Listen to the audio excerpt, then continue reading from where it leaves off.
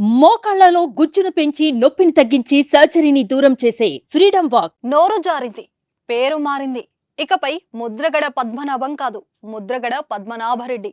పిఠాపురంలో పవన్ గెలిచాక రాజకీయమే కాదు, ముద్రగడ పేరు కూడా మారుతుంది.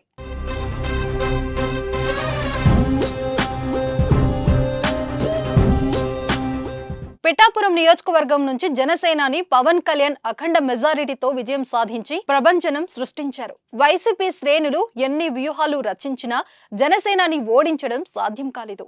అయితే పవన్ గెలవగానే అందరూ దృష్టి ముద్రగడపై పడింది. పవన్ గెలిస్తే పేరు మార్చుకుంటానని శపథం చేసి ముద్రగడ ఇప్పుడు ఏం చేస్తారు, మాట మీద ఉంటారా, మాట తప్పుతారా అంటూ చర్చ మొదలైంది. ముద్రగడ మాత్రం సంచలన నిర్ణయమే తీసుకున్నారు.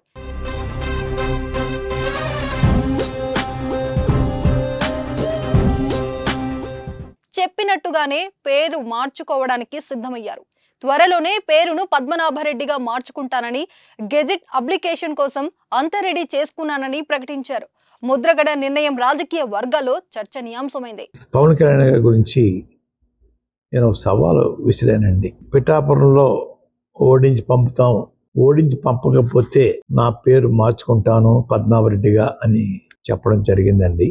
ఓటమి చెందాను. అన్న మాట ప్రకారంగా నా పేరు పద్మనాభరెడ్డిగా మార్చమని చెప్పేసి గెజిట్ పబ్లికేషన్ కోసం పేపర్స్ అన్ని రెడీ చేసుకున్నానండి.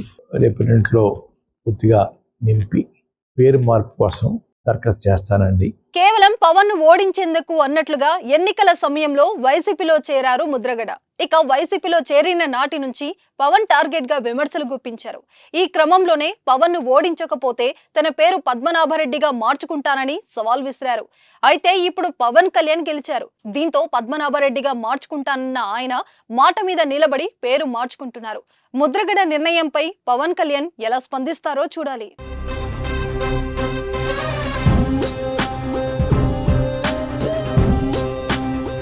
సుమన్ టీవీలో మీ పర్సనల్ అండ్ బిజినెస్ ప్రమోషన్స్ కోసం కింది నెంబర్కి కాంటాక్ట్ చేయండి.